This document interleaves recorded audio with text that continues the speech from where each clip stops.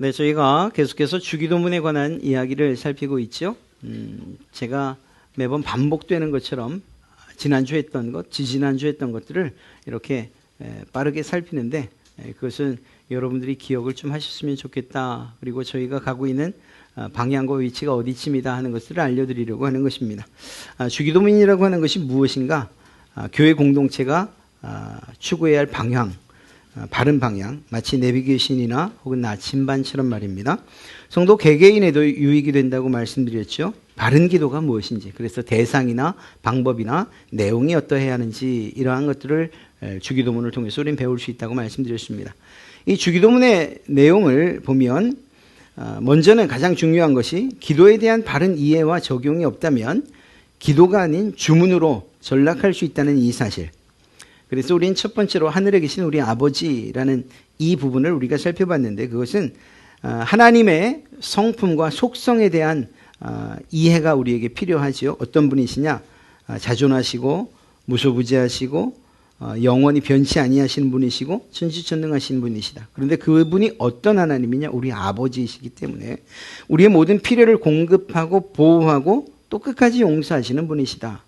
그리고 이것은 나의 아버지라기보다는 우리의 아버지로서 교회 공동체, 즉 모든 교회와 그리고 성도는 한 가족이다라는 사실을 우리에게 알려준다. 또 우리는 이것들을 마음의 염두에 두고 기도해야 한다라는 것을 말씀드렸습니다.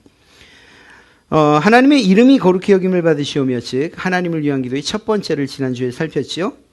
이 표현은 하나님이 영광 받으시오며 라는 표현으로 바꿔서 이야기할 수 있다고 그랬습니다. 그래서 이러한 하나님의 영광을 위한 기도는 어떠해야 하는가? 내가 하나님의 영광을 인정케 하여 주시옵소서. 하나님을 바르게 알게 하여 주시옵소서.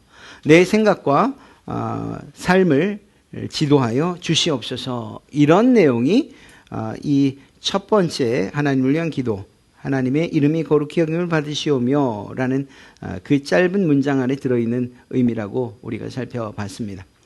우리는 이번에 두 번째에 해당하는 하나님의 나라가 임하시오며 라는 부분을 살펴보려고 합니다.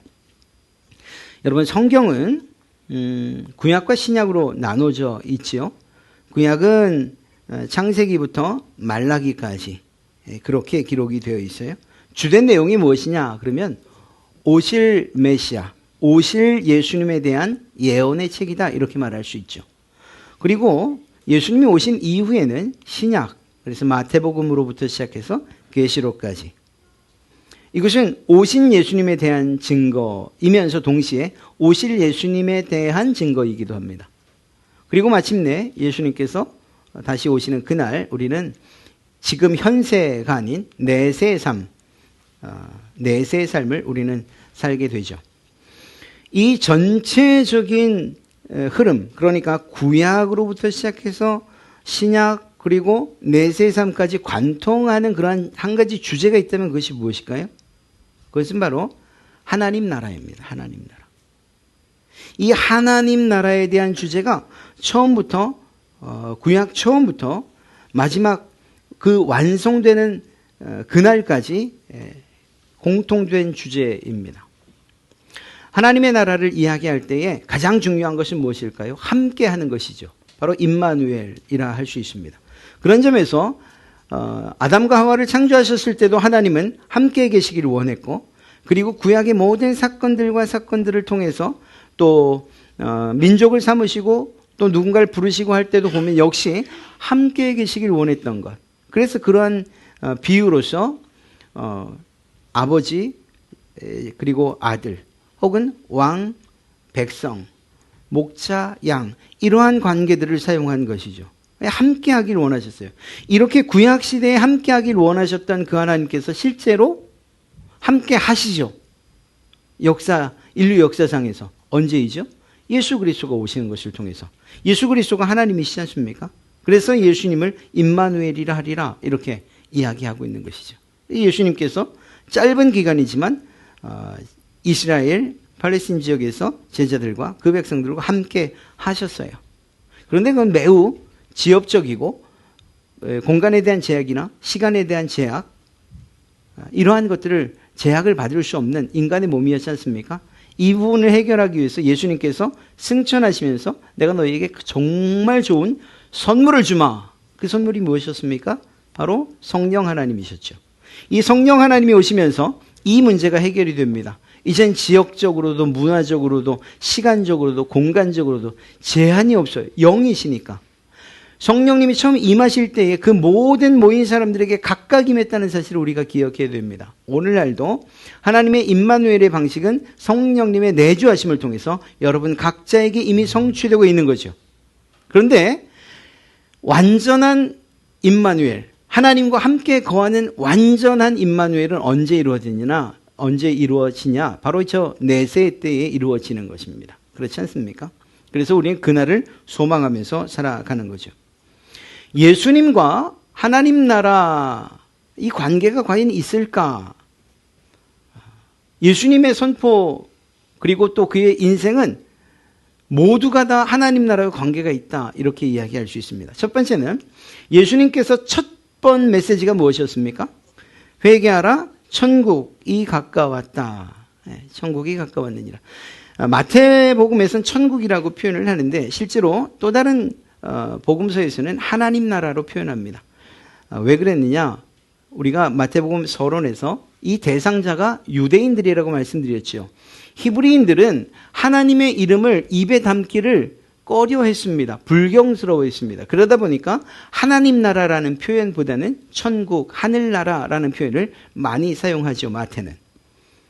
그러나 다른 복음서를 보면 이것은 하나님 나라입니다. 그러니까 회개하라 하나님의 나라가 가까이 왔느니라. 이것이 예수님의 첫 번째 메시지였던 것이죠. 하나님 나라로 하나님 나라에 대한 선포로 그 사역을 시작하셨던 것입니다. 뿐만 아니라 우리가 살피고 있는 마태복음에서 정말 가장 중요한 핵심이라고 할 수 있는 이 산상수훈의 주제가 무엇이냐? 그것은 바로 너희는 먼저 그의 나라와 그의 의를 구하라. 그의 나라가 무엇입니까? 하나님의 나라. 너희는 하나님의 나라와 하나님의 의를 구하는 삶을 살아야 된다. 이 주제를 말씀하시기 위해서 앞서 팔복도 이야기하신 것이고 지금 주기도문도 이야기하신 거 앞으로의 이야기들도 이런 주제를 가지고서 이야기되어질 것입니다. 뿐만 아니라 예수님의 사역을 한번 생각해 보면 좋겠습니다. 예수님께서 선포하신 말씀이나 그분이 베푸신 이적들을 한번 보십시오. 마태복음 13장에는 특별히 천국에 대한 비유가 굉장히 많이 나와 있습니다. 그래서 씨 뿌리는 비유, 겨자씨 비유, 누룩 비유, 혹은 밭에 감추인 보화, 값진 진주를 사러 다니는 상인, 가라지 비유, 그물 비유, 이 모든 것들은 다 하나님 나라에 관한 비유예요. 예수님께서 선포하신 모든 메시지 그 중심에는 하나님 나라가 포함되어 있다는 사실을 알 수가 있고 뿐만 아니라 예수님이 하신 기적들을 보십시오. 이적들을 보십시오. 예를 들면 병자들을 고치거나 귀신 들린 사람으로부터 귀신을 내쫓거나 죽은 사람을 살리는 일들, 이것은 정말로 하나님의 나라와 관계되어 있는 일이죠. 하나님께서 다스리시는 나라에서는 병자가 없지 않습니까? 귀신 들린 자도 있을 수 없지 않습니까? 사망이 더 이상 힘을 발하지 못하지 않습니까? 예수님께 행하신 그 치유와 축귀 그리고 부활의 기적들은 그것들은 예수님께서 하나님 나라를 선포하시면서 그 나라가 이 땅에 왔다라는 것들을 증명해 보여주신 사건들입니다. 잠시 후에 이 부분에 대해서 좀 더 자세하게 말씀드리도록 하겠습니다. 그런 점에서 볼 때에 예수님이 이 땅에 처음 오신 초림이라고 표현합니다. 예수님께서 이 땅에 몸으로 오신 그 초림. 이때부터 시작해서 예수님이 다시 오시는 그 재림, 그리고 이 중간에 있었던 예수님의 생애, 십자가 사건과 부활 사건 모두를 포함해서 이 모든 것들을 관통하는 주제 역시 하나님 나라라는 사실을 알 수가 있습니다. 예수님의 사역을 이야기하면서 하나님 나라라는 주제를 빼놓고 이야기할 수 없다라는 것입니다. 하나님 나라는 그만큼 중요합니다. 그런 점에서 우리의 기도가 하나님의 나라가 임하여 주시옵소서라고 하는 이러한 기도를 드릴 수밖에 없는 거죠. 근데 단지 하나님의 나라라는 사실, 그리고 그 하나님의 나라가 임한다는 이 사실, 이것에 대한 명확한 개념이나 혹은 이해는 어려운 것이 사실이에요.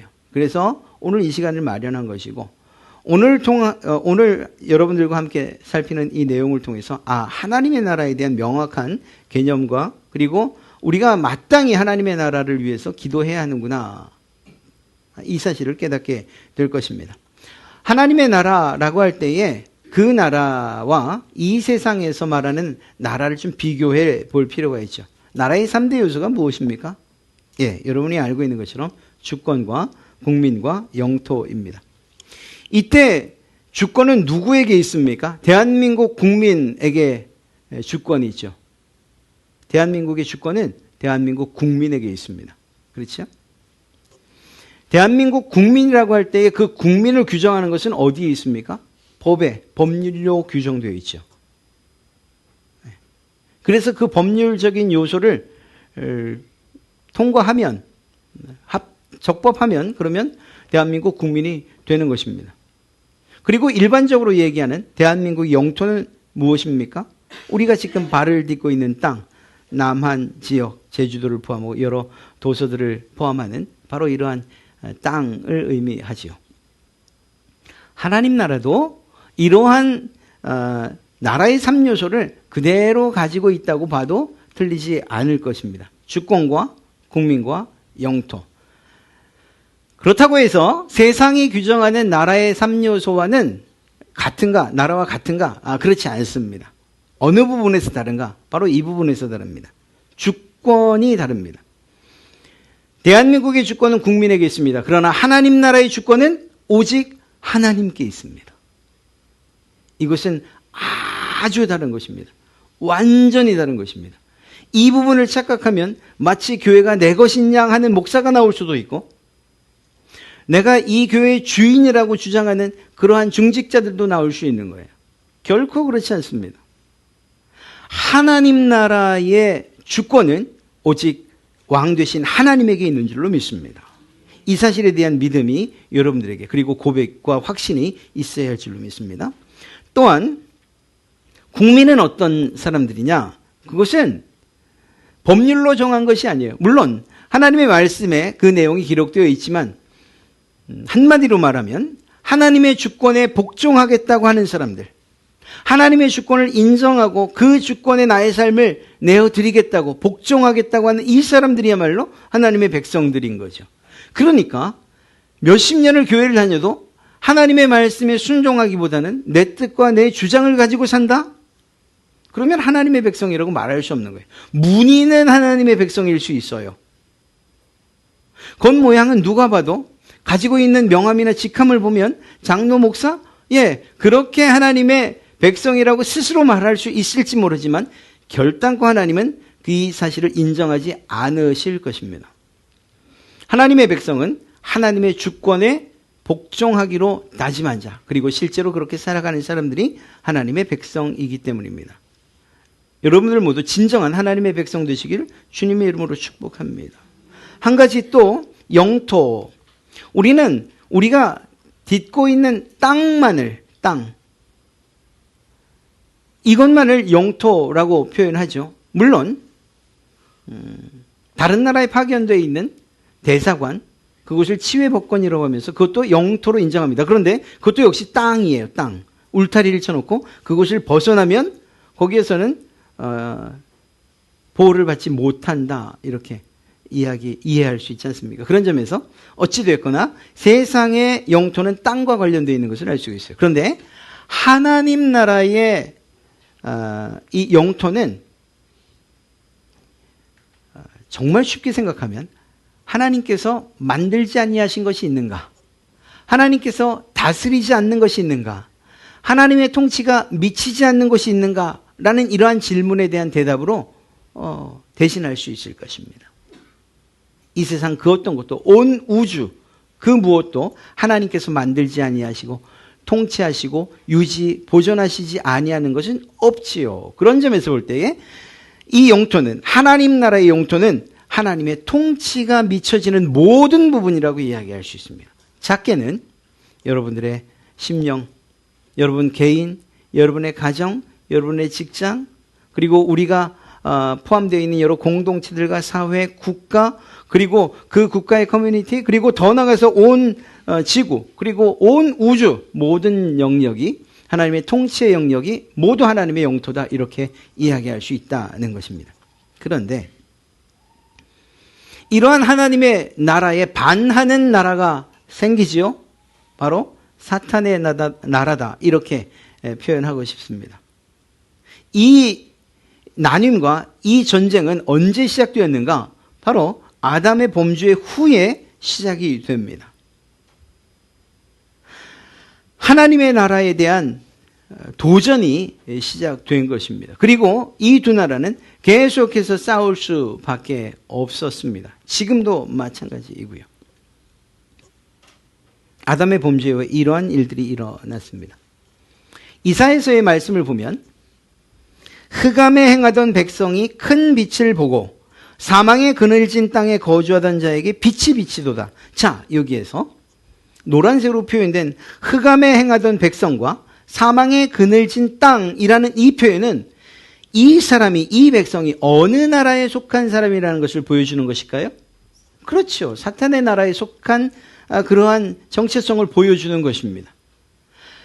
모든 인류가 나면서부터 사탄의 권세 아래 태어날 수밖에 없었어요. 어떤 사람은 성선설을 이야기하지만 그렇지 않습니다. 성경은 모든 사람들이 죄를 가지고 태어나는, 안타깝지만 이러한 사탄의 지배와 통치 아래 태어난다는 것이 성경의 말씀이지요. 이러한 사탄의 나라는 그 땅에 사는 백성들을 무엇이라고? 사탄의 백성이라고 표현할 것이고, 그들에게 소망이 있느냐? 없습니다. 그 사탄의 결과가 그럴 것이기 때문이에요. 그가 우리에게 행하게 하는 것은 죄이고 그 죄의 값은 사망이기 때문에 결국은 죄와 사망으로 인해서 결코 소망 없는 삶을 살 수밖에 없는 것, 그것이 사탄의 나라 그리고 그 백성이라고 이야기할 수 있습니다. 반면 하나님의 백성, 하나님의 나라, 이러한 죄와 사망으로부터 구원을 받고 진정한 해방을 누려서 하나님을 왕으로 섬기는 백성들을 하나님의 백성이라고 말할 수 있을 것입니다.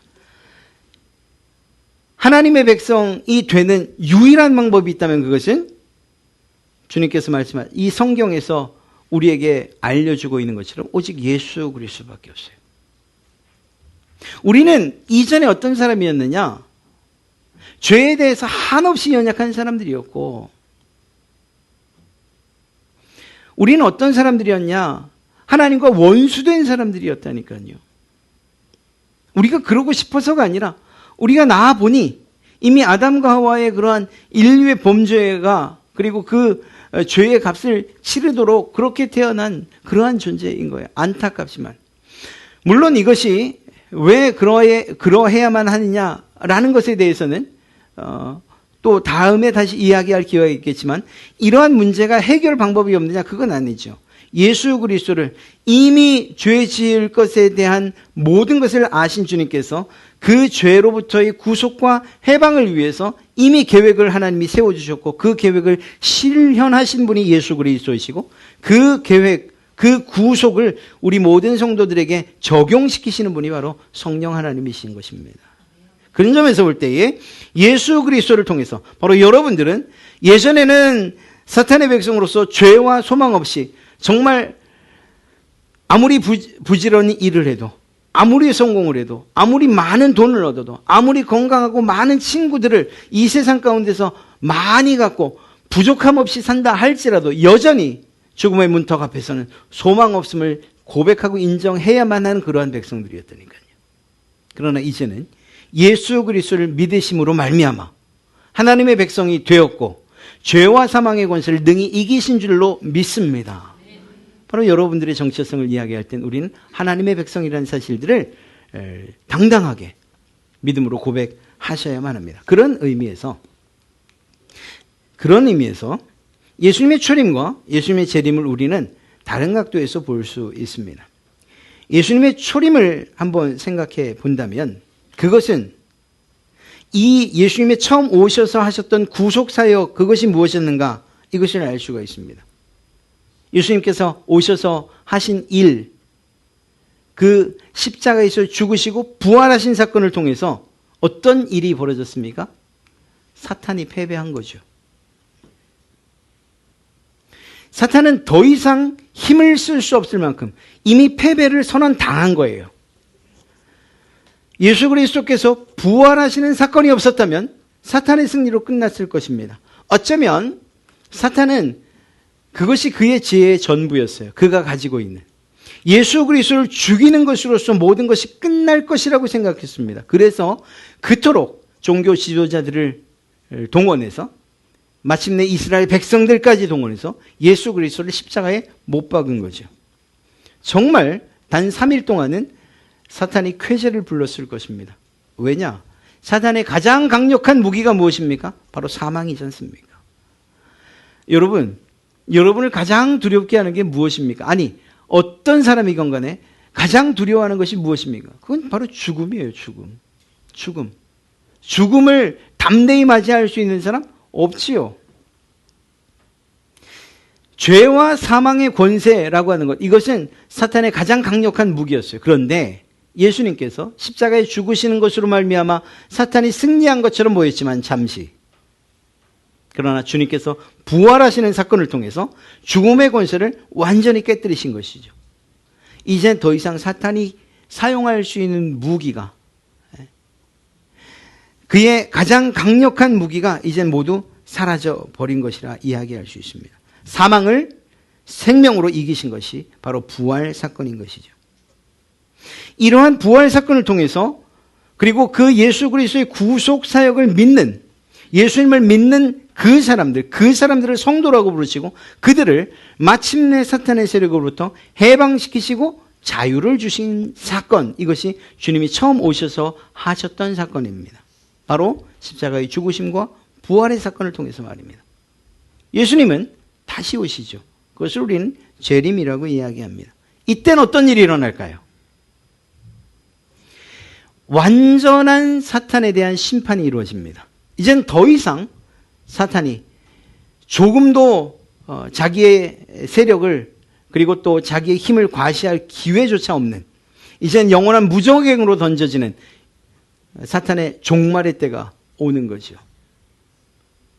그리고 성도는 이 땅에서는 매일같이 넘어지고 거룩하게 살려고 하지만 또 넘어지고, 하나님께서 기뻐하시는 뜻대로 살려고 하지만 또 넘어지고 하는 이러한 성화의 반복된 삶을 살지만, 그러나 주님 다시 오시는 그날, 하나님 앞에 서는 그날, 우리는 더 이상 죄 지을 수 없는 그런 영화의 몸을 입게 될 것이라는 것입니다.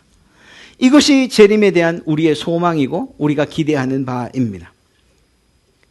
그리고 그 시작으로부터 해서, 그때로부터 시작해서 하나님의 나라가 완성되어진다. 아까 우리가 봤던 구약과 신약 그리고 내세, 그것을 관통하는 하나님의 나라가 점점 성취되어져 가고, 그리고 마침내 완성되어지는 것을 보았죠. 그렇습니다. 이것을 이렇게 말을 좀 어렵게 하기를 좋아하시는 분들은 이렇게 표현을 합니다. 예수님이 오신 그때를 이미 시작된 하나님의 나라. 자, 여기에서 하나님의 나라가 언제, 하나님이 눈에 보이냐? 우리의 왕이시냐? 이렇게 이야기할 수 있지만, 아까 하나님의 나라의 영토를 한번 생각해 보십시오. 하나님의 나라는 그분의 통치하심이 미치는 곳, 그것이 하나님의 나라이죠. 하나님의 통치가 시작된 바로 그 시점, 더 나아가서 사탄의 패배로 인해서 성도들의 해방과 자유가 보장된 그때가 언제냐? 바로 예수 그리스도가 오심으로부터 시작된 것이죠. 그런 점에서 볼 때에 이미 하나님의 나라는 시작되었다, 이렇게 이야기할 수 있습니다. 그러나 완성됐습니까? 아니죠. 완성은 주님이 재림하시고 하나님의 심판이 끝나고 그때에 드디어 완성되어지는 거예요. 그러니까 우리는 아직 오지 않은 하나님의 나라의 시대를 살고 있는 거죠. 그래서 이 사이에는 긴장이 있을 수밖에 없습니다. 이 부분을 정말 모든 분들이 다 이 사건을 가지고서 해설을 하십니다. 그리고 정확합니다. 2차 대전 사망자가 몇 명이었습니까? 5,500만 명이 됐습니다. 그 가운데 어떤 한 장면입니다. 작전명은 오버로드, 군주라는 뜻입니다.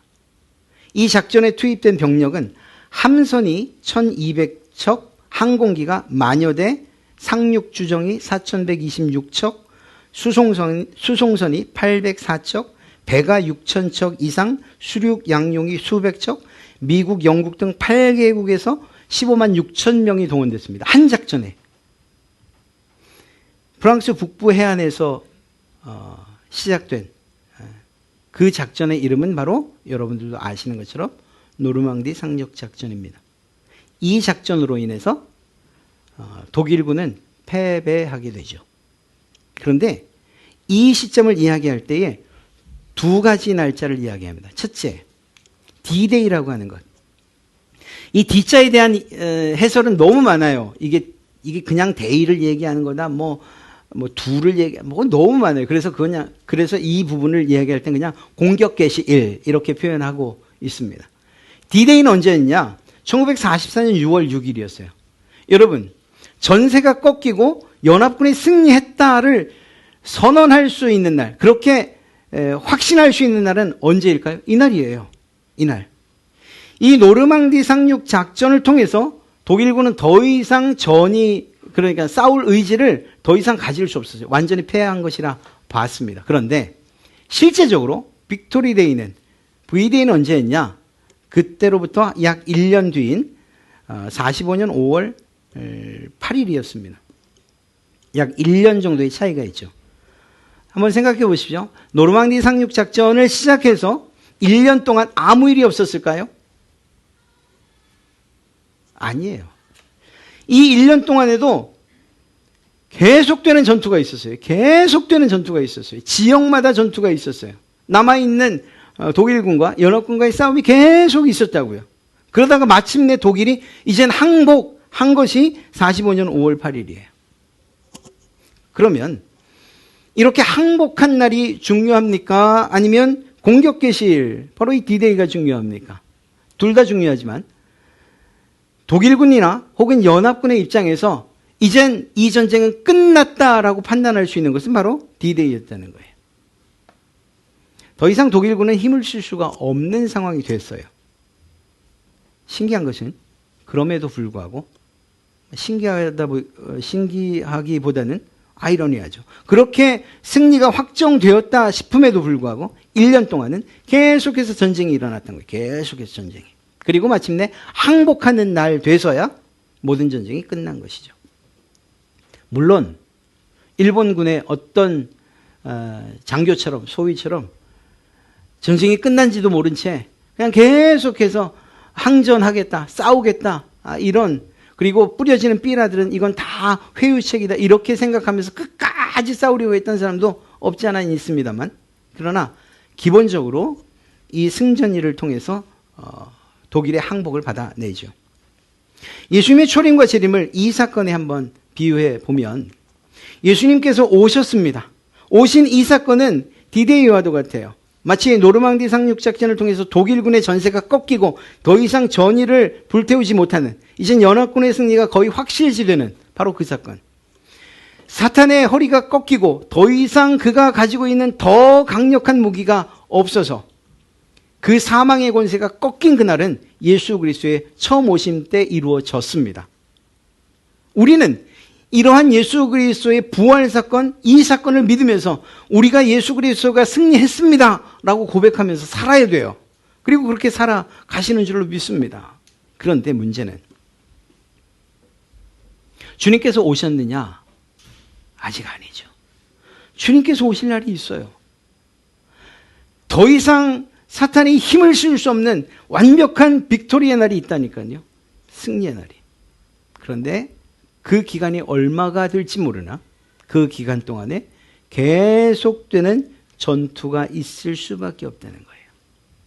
바로 여러분들. 우리가 이 세상에서 살아가잖아요. 우리는 하나님, 예수님께서 승리하신 걸 믿는 사람들임에도 불구하고, 그럼에도 불구하고 날마다 악한 영들과 전쟁을 해 나가야 돼요. 보십시오. 사도 바울은 우리 성도들의 정체성을 이렇게 표현했습니다. 하늘 시민권자라고 말이에요. 어떤 성도가 있습니다. 구원받은 성도가. 그런데 그 사람이 구원을 받았다고 해서 바로 하나님께서 끌고 올라가시는 것이 아니죠. 그는 주님께서 부르실 때까지 땅 위에서 살아야 돼요. 땅에서.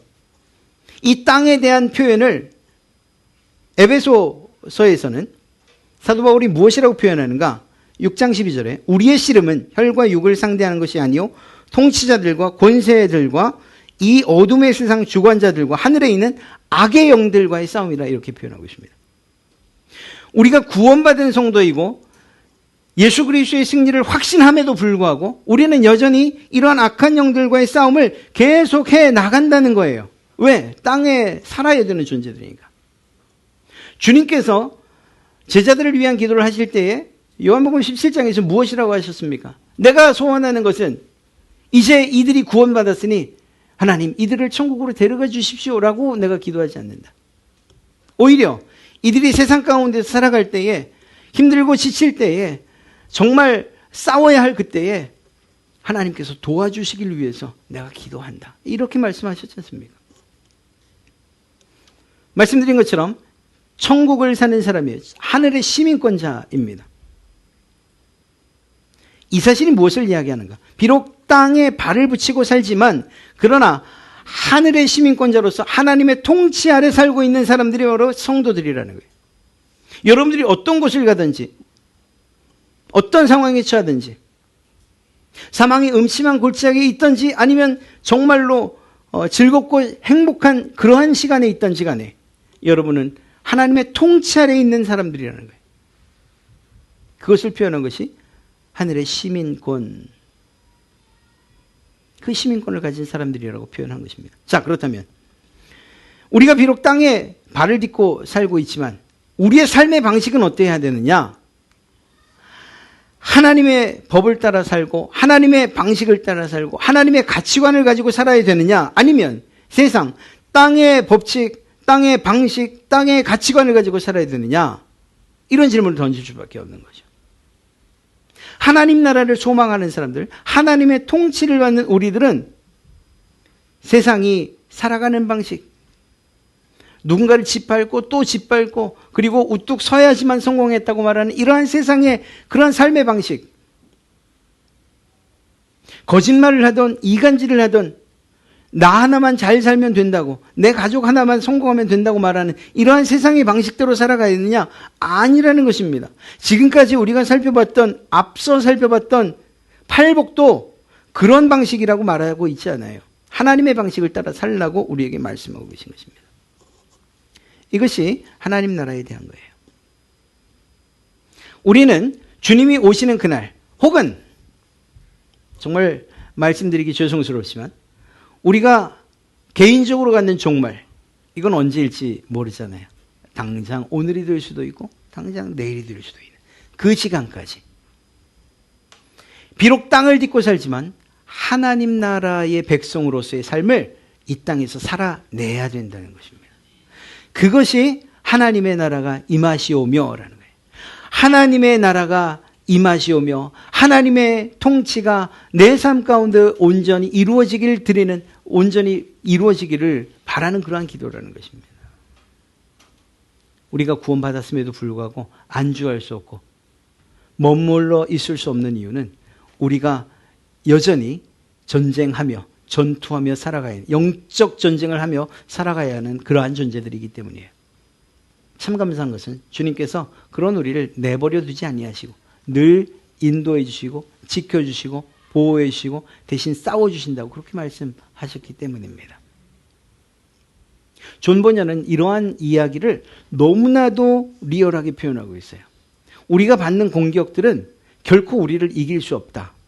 사탄의 공격들은 결코 여러분들을 넘어뜨리거나 또 해할 수 없다. 이 사실. 기독도가 장망성을 떠나서 여행을 떠날 때에 그 앞에 커다란 사자 한 마리가 있잖아요. 지나갈 길이 거기밖에 없는데 그 길을 꼭 지나가야지만 하는데 사자가 버티고 있는 거예요. 그 길 못 지나갑니다. 그때 그 인도자가 무엇이라고 합니까? 사자를 자세히 보라고 말하죠. 그 사자를 자세히 보니 사슬에 묶여 있어요. 아무리 발버둥 쳐도 정말 빠져나갈 길, 그리고 그 길을 가기만 하면, 담대함을 가지고 가기만 하면 사자는 결코 물 수도 없고 핥힐 수도 없는 그 거리에 있는 거예요. 사단의 공격 두려워하지 마십시오. 영적 전투 두려워하지 마십시오. 하나님의 백성으로서의 사는 삶을 겁내지 마십시오. 이미 승리하신 그러한 전쟁이고, 사탄은 더 이상 여러분들을 넘어뜨릴 수도 없고, 여러분들이 다시금 하나님을 버리고 또 하나님께로부터 여러분들을 빼앗아 올 수 없는 그러한 존재이기 때문입니다. 이것이 우리에게 얼마나 큰 힘이 되는지. 그런 점에서 볼 때에 우리는 하나님의 나라가 임하시오며를 이렇게 기도해야 됩니다. 주님의 재림을, 그래서 하나님의 나라가 완성되기를 소망하는 그런 기도예요. 아니, 언제까지 전쟁이 계속되기를 원하십니까?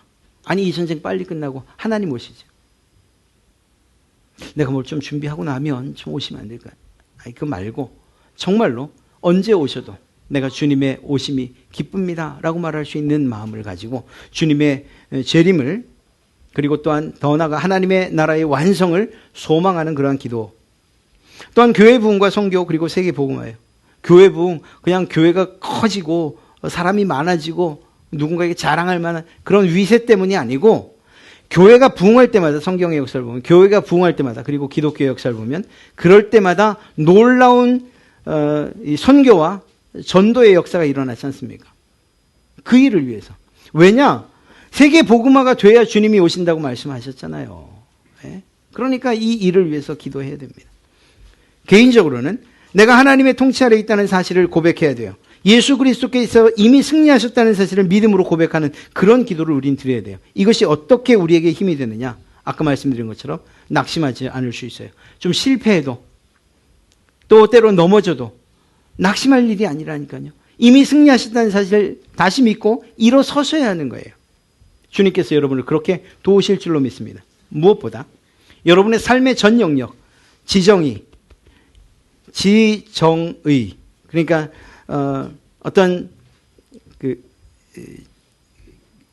지식의 부분, 지혜와 지식의 부분, 혹은 우리의 감정적인 부분, 우리의 의지의 모든 부분, 이 모든 것들이 하나님의 영역 안에 있다는 것을 인정하고, 그리고 더 나아가서 나 개인이나 여러분의 가정이나 여러분의 사회, 또 혹은 직장, 여러분들이 속한 모든 공동체, 교회, 나라, 이 모든 영역이 하나님의 영역이라는 것을 인정하고, 그 가운데서 내가 하나님이 왕이시라는 사실을 인정하고 높여드리며 살겠습니다. 내가 하나님의 백성으로서의 삶을 의무와 책임을 다해 살아가겠습니다. 이 세상 방식이 아니라 하나님의 뜻, 그리고 하나님의 방식으로 제가 살아가겠습니다. 이러한 것들을 고백하는 그러한 기도라고 할 수 있는 것입니다.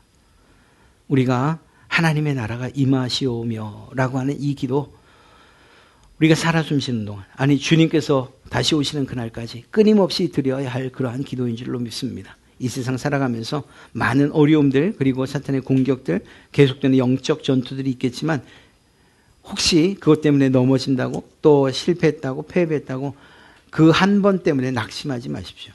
이미 승리하신 주님을 믿고 주께서 나를 다시 도우신다, 이런 믿음을 가지고 일어서시면 최종적인 승리에 동참하여 기쁨을 맛보시는 그러한 여러분이 되실 줄로 믿습니다. 다만 한정환도 하나님의 나라에 임하심을 기도하며, 또 그러한 의미를 생각하고 기도하며 살아가시는 그러한 여러분 되시기를 주님의 이름으로 축복합니다.